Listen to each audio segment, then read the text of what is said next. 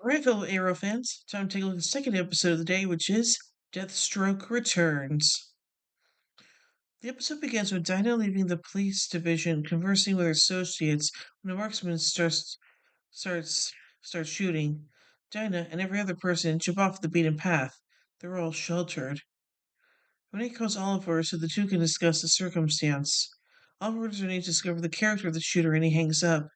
Slade Wilson is with him at home. Slade starts informing Oliver regarding his child. He enjoyed an Australian knowledge out of it and fell into difficulty. He got put in prison forever. Slade requests Oliver's assistance, however, not as a Green Arrow, or maybe Slade needs him to go about as a representative. We see a flashback of Slade with his child. They're exploring nature, and his child makes a reference to that he's vexed in light of the fact that Slade consistently figures out how to leave. Felicity and Curtis are going over security film when they perceive the shooter was vigilante, and he was obviously a vigilante, and he was obviously a city councilwoman. While researching the shooter's home, Dinah and Diggle chance upon Special Agent Watson, the FBI operator exploring Oliver. After an encounter with her, Diggle leaves the scene. Oliver is conversing with Felicity with the circumstance of Slade.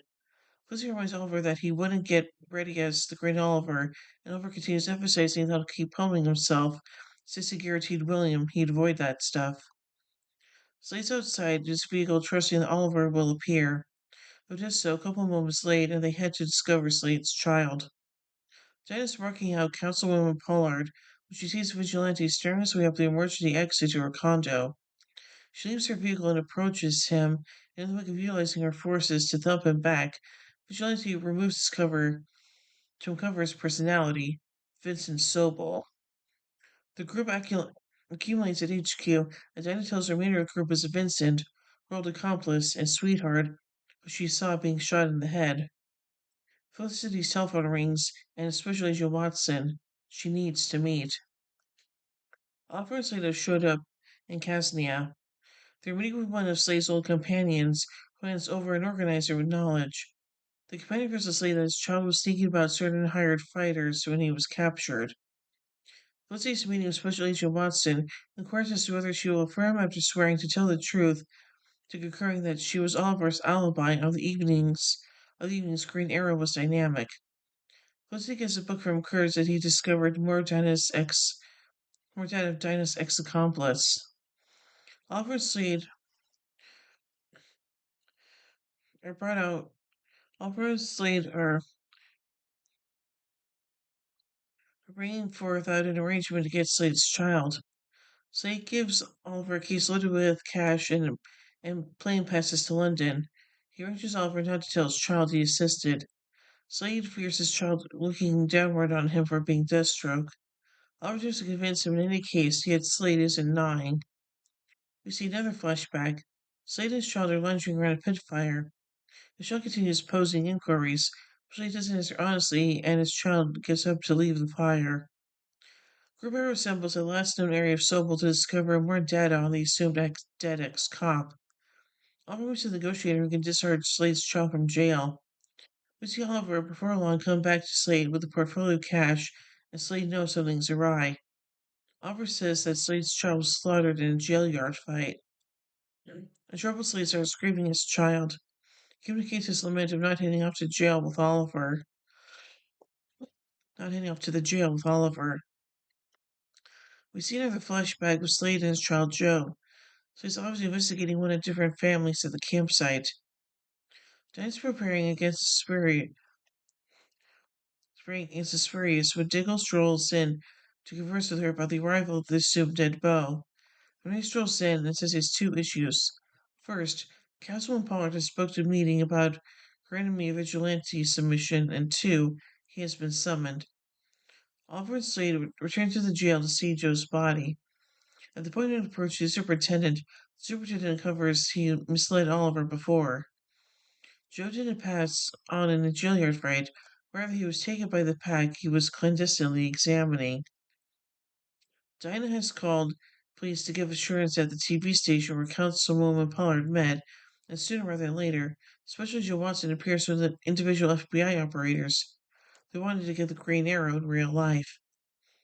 Back in Casania, Slade's getting ready in his sister's uniform to go chase down the jackals that took his child. Oliver has to go at talking Slade from going on the experience and afterwards blacks out. He's vindicated by Slade, so he doesn't bargain the mission. We see another flashback at the campground where Slade and Joe are eating. Slade sees the man he's been watching draw by. He's up to get into his Deathstroke suit to move towards the man. After a battle, Slade cuts the throat of a man. Diggle appears at the TV station where Dinah is, and they begin discussing Vincent. Dinah guarantees that nothing is left from the principal she used to cherish. The meeting starts, and we see Vigilante moving toward the set on a catwalk close to the roof. He has a weapon drawn. Councilwoman Pollard is in the meeting when the force is removed. She runs for the set and is pursued somewhere near Vigilante. Dinah shows up and occupies Vigilante with the goal that Pollard can escape. An anxious cop appears and shoots Vigilante in the head, and he tumbles to the ground. Vincent takes his head protector off, but the shot has been squashed against his temple. He's impenetrable. Dinah and Vincent talk about being influenced by dark matter, and when the police alarms rage out on yonder, Dinah lets Vincent stroll from the scene so he doesn't get captured. Dinah radios into Team Arrow and closest to them, Vigilante escaped. Oliver awakens to Cassie and sees the note left by Slade and instructs him to return home. His cell phone rings and William's calling. He asks when he's returning home. William says he wishes his father could have helped Slade discover his child, and Oliver concurs. Slade's gone into the Jackalstone base and starts unleashing destruction. He starts almost everybody has demanded before he is long overwhelmed. Well encompassed, we see the man Slade got the intel from before. He's the instigator behind the gathering. We get a flashback of Slade and his child Joe. They're leaving the campsite. Dinah's getting together from the scene when she's drawn closer by Special Agent Watson. Watson discloses to Dinah that Sheriff Pollard was spared the latest trend, Black Canary. Watson says that when the lights went off, Dinah was no place to be seen, indicating that she thinks Dinah is the Black Canary. Dinah pivots to leave in her vehicle where she finds a little box on her dashboard. It's a paper rose, a blessing from Vincent.